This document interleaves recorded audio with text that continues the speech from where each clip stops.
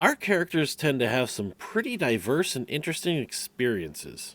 Some are epic and daring, some are creative solutions to problems, some result from tripping over their own damn feet. Every single one, though, is part of the experience, and to tell some of those stories, I'm not much 23. I'm Chaos Assassin. And this is Gamer Experience.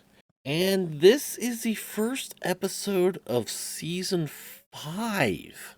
That means we've been doing this starting now 5 years, or technically we didn't do the full year for our first season. Didn't we No, start in May? uh, we uploaded the first one in March of 2001. Which means we recorded it, who knows when. Probably late February. Probably. Still can't believe we've been doing this for 5 years. Oh, damn near. Damn. Yeah. And of Time flies. course, Fun. yeah, of course, I like to start with a season with a character stories episode. Believe we have character stories, don't we? Oh, yeah. Actually, got a All couple right, from well, the Elvin Made In Discord, with full permission, of course. we always like asking permission from everybody to make sure we can actually use these stories. Yes. I think I'm the exception, as some of the stories I give are not just things that I've done as a player, but as a GM as well. You have any of those? Actually, I do. So, in the campaign I am currently running, it's been on hold for a month and a half due to the holiday season. One of the characters is stuck up, but not exactly stuck up. They've lived alone for most of their life and are very self-sufficient. And so this is their first time interacting in a group that they have to work together with. And so they are exploring the Mwangi Expanse. And they're following down a makeshift trail that they're making on their own. And they get into a bit of an argument over which direction to go. Most of the party agrees to follow the person that they have deemed basically the head of the party, because they just seem to know a lot about everything, except for, believe she's an elf. I'll have to get back to as far as I don't remember because memory's fuzzy, but she decided she didn't want to follow the rest of the party. She wanted to go her own way. Right after they had interacted with an NPC that warned them of nearby dinosaurs. Um, so as they're traveling, they get into the argument, and she decides she doesn't want to go with the party. She's gonna follow her gut and go in a different direction.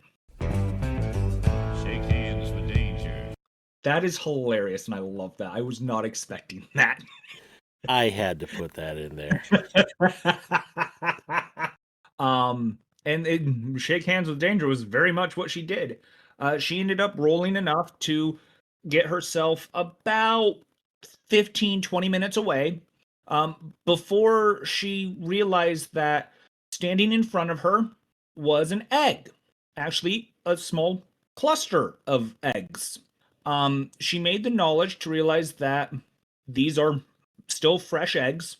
What she didn't roll her perception on was the fact that she ended up walking into a nest of Tyrannosaurus rexes.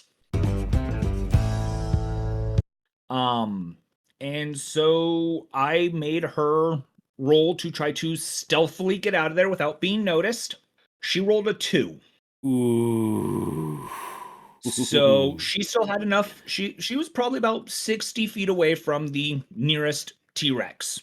And so I had her roll initiative and proceeded to do a chase scene where she had to do everything she could to run away. Oh.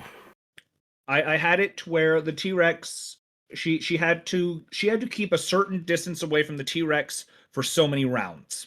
It literally came down to her trying to do both obstacles to get that extra distance on the exact round before she would have been eaten by the T-Rex.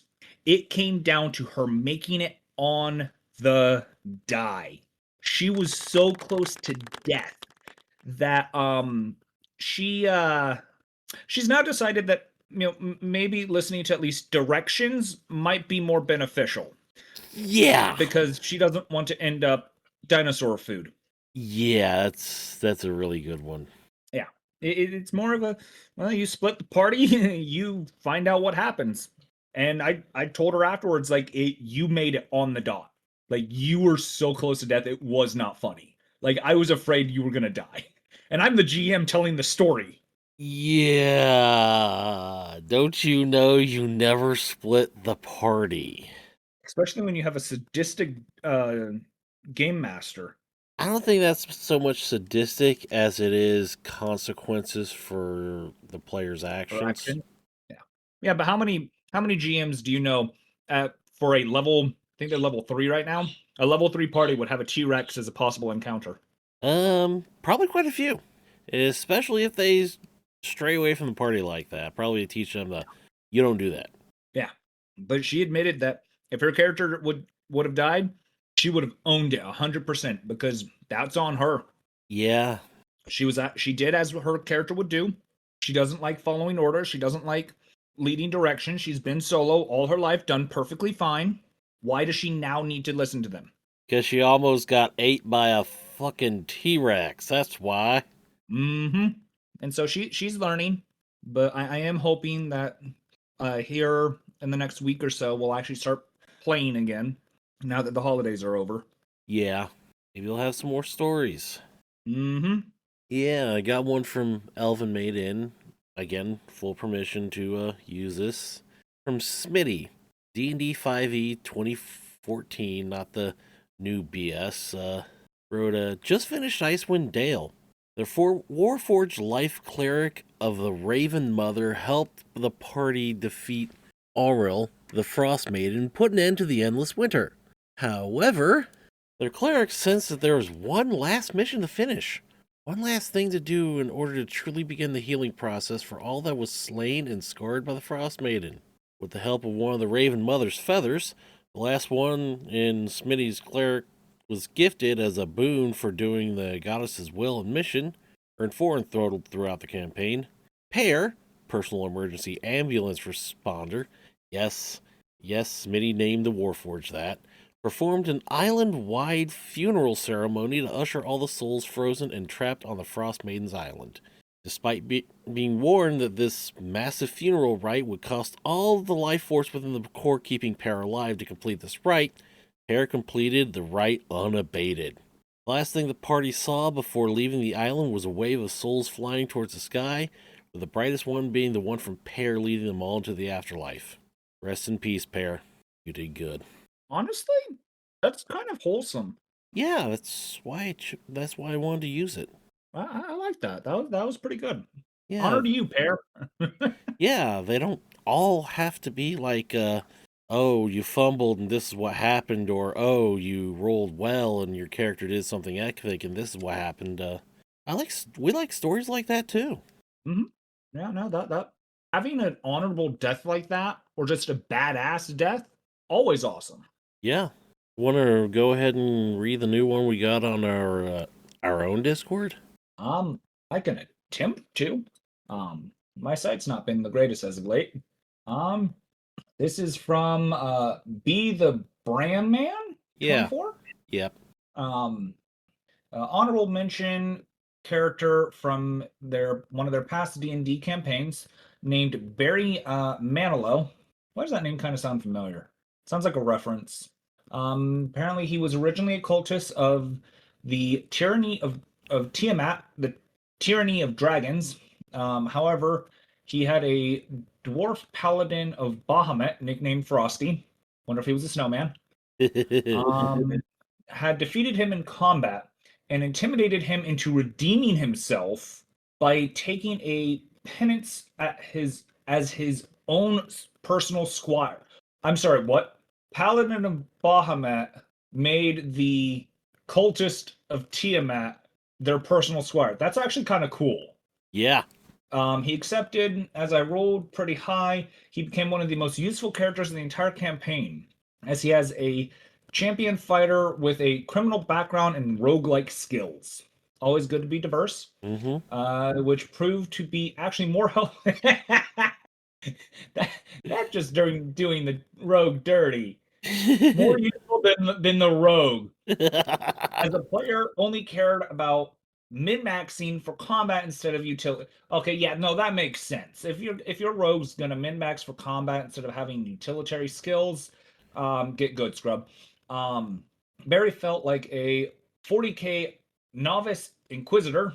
I'm not 100% sure about that. I don't know that much about 40k. As he knew how criminals would think, but was now a paladin. That just sounds like a cool redemption arc. A rogue that becomes a paladin. Yeah. That'd be a dangerous paladin. Yeah. At the end of the campaign, uh, they defeated Tiamat, but a phenomenon occurred, and they were all sent in through a reality-bending portal. Um, this almost there's mostly an intro to the next campaign, which was Rifts. In the Rifts, Barry Manilow ascended along with Frosty into a Cyber Knight. Cyber Knights are essentially Technomancer paladins with the insane abilities to get advantage against tech and being attacked by it. They went to storm an enemy bunker and blew it up, like all badasses do. Later, they found military orders. They found a military order called the Deathwings, which was made of rapid response infantry that included various beings such as elves, dwarves, humans, Nightbane, which are eldritch changelings and that have various goals and ideas that take the form of the first thing they see that they believe would provide them the best benefit. For example, a Nightbane took the form of a Minotaur to display his great strength. That's actually kind of a cool idea. They turn into things that they think would help them. I actually kind of like Yeah. that idea. Yeah. Overall, it was really cool to have his first experience interacting with an NPC also be the key thing that led their game into an interesting redemption arc. If that's his character, I got to give props to the DM for allowing that kind of thing and planning that in. It really allowed him to think about his character in a more narrative light and made me think of how I could interact with NPCs in the futures. That's always good too. Learning something when you're doing things like that is always great. Yeah. Sometimes the killing blow isn't necessarily and could lead to very interesting things. Made me think a lot about how much diplomacy and bargaining can really impact the flow of the game from a narrative standpoint. I completely agree, and I got to give props not only to you for learning that, I got to give props to your dungeon master for allowing that and having that be an option. I thought he was a DM, but no. I He said it was misread. his character. Yeah. Yeah. Again, yeah. Props to you and whoever ran that. Mhm. Because NPCs are characters too, and Mhm. just like the last couple of stories. Well, one was a partial player character. That was a non player character, but still. They're characters, they're part of the gaming experience. You said you had another story? Yeah, from Armantis Arfenial. Of course, another 5e story. So, from context of one of the last week's games, they teleported into the Nine Hells and then came back. They needed to get a portal key to fix the portals in the world, etc., blah blah. Anyway, a merchant has a key and is upmarking it. Costs like 20,000 gold. Talk to your rogue to steal it. Now, collectively, we all had it, but I am a rogue, so I bought a couple drinks at the local casino and then found out the merchant had been stealing from essentially the mafia. Oh, that's that. Oh, I take this information and blackmail the merchant. I told him, hey, you can keep stealing and I'll keep your dirty little secret in exchange for that key. So, after passing the checks of deception, persuasion of over 28, and the DM swearing because it shouldn't have been that easy, I got the key. I told the I'm sorry. merchant the secret was safe, so what does the dark elf swashbuckler do? Go back to the mafia and report my findings. Our party left before the fallout of the incident occurred. Hey, you kept your word. You said you would keep his secret. You never said anything about your party, who also knew about his secret. Keeping semantics. Exact words. Can't get mad. No, you definitely can, but That's funny. yeah, that when I read it, I knew I had to message that person for permission. Yeah, no, that great story. Love that. Yeah, and of course that's what I like about the character story series. Yeah, we get These to hear all sorts of things. these are people's actual gaming experiences. Well, that's why we originally did it. That's Yeah, why we started this podcast is to not only give our own, but to hear from others, to hear other people's experiences when gaming. yes. And if these stories have inspired you to send us your own, you can email them at gamersperience@gmail.com, all lowercase, spelled the same as the podcast. You can send a direct message to us on X, formerly known as Twitter, at Gamersperience, again, all lowercase. Just please put something about Gamersperience in the first sentence so I know it's not spam. You can leave a comment on our quote unquote videos on YouTube, Gamer Experience Podcast channel, and on our pinned X post and every quote unquote video, there should be a invite link to the Gamer Experience Podcast Discord that should not expire. I will say I did notice something. And I wanted to bring it up to you. We should probably add a thing somewhere where people can see where all of our podcasts are located. Because I don't remember what platforms our podcasts can be found on. There's a site that already does that. It's called Podlink. Oh, I did not know that. Yeah, in fact, that's why I use the shared gamer experience because there are so many platforms I saw on there where you can listen to gamer experience. Wow. We're on that many platforms? I'm Yeah, impressed. We'll me. eventually get to where we're famous. Yeah, sure. We're infamous for being infamous. Yeah, I am a rogue. it's been 5 seasons and we aren't haven't gone viral yet. It's just a matter of time. Well, to be fair, in those in the 5 years, I think the last year was the one where we really picked up. Yeah, We've had multiple other guests as far as other than what we've reached out to. We've had people reach out to us to be on, which I love. yeah, We got our first paid Patreon subscriber. yes. Sunseeker44. That's what I didn't mention. Patreon.com/gamerexperience. We do have 2 tiers. Again, thank you, Sunseeker44. Hmm. I will say that the the Brain Man and how the Rift thing reminded me of an idea that I wanted to run by you. Not much. Okay, run it by me. So I've been um, working on my typing and everything using AI bots and stuff, so I can actually talk to people and actually work on my spelling and everything because I'm lacking on that as of right now. And I had an interesting idea for a type of character concept. Oh, So you know how druids wild shape, yeah. right? What if instead of wild shaping, they put on, say, a mask that resembled that of a minotaur, and they gained all of the abilities of a minotaur while they wore the mask, That would be while still really, keeping their basic form? yeah, that'd be really interesting. In fact, I may know where you've got that. It would be surprising if that was actually a reference. Wait, that sounds like a Power Ranger. Could No, do that. Make it a it's Power Ranger. actually sounds to me like Majora's Mask. That does sound like something I would do subconsciously. Make a character that would do something like that and have it based off of a video game that I do enjoy, like Majora's Mask. Yeah, it doesn't surprise me. Mm. I think I'm actually going to work on that as a first edition Pathfinder archetype that I'm going to try to make, where that's their gimmick. They can craft their own masks, and they have to basically use the um, blood or essence of whatever they want to infuse into it. So if they wanted a Minotaur mask, they would need to use parts of the Minotaur in order to empower the mask in order to do so. Oh, so it uses the Pathfinder crafting system where that's one of the components you need. Something like that, yeah. It'd be a mix of magic item fused with the class itself. similar like an alchemist, where they make potions and stuff.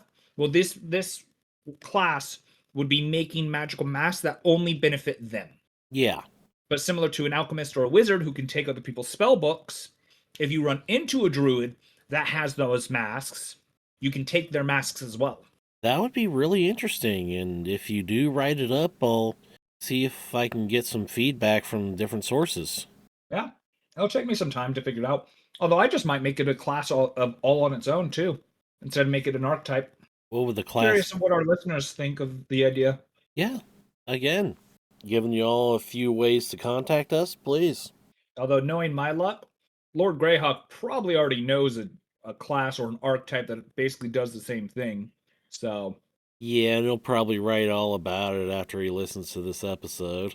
knowing him, Yeah, he has a lot of knowledge about this stuff. I only know one person that can come close to the amount of knowledge and gaming experience he has when it comes to tabletop gaming, and that's my own father. But even Yeah, my father will admit that Lord Greyhawk knows a more variety of gaming than he does. we have to get him on the show sometime. My father? Yeah, That is a lot easier than said. yeah, I done. know. A lot easier said than done. You think my schedule's bad? I think the last time I heard from my father was on Christmas.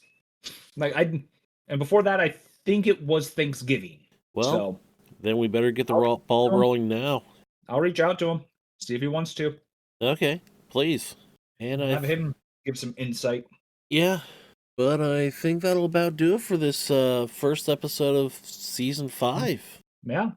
Typically, season openers and closers are typically our shorter episodes. So Yeah, because we're sort of getting into the, out of one and into the other, sort of get into the swing of things. mm-hmm. But with that, I'm Not Much 23. And I'm Chaos Assassin. This is Gamer Experience, and as always, we invite you to go have your own gamer experience.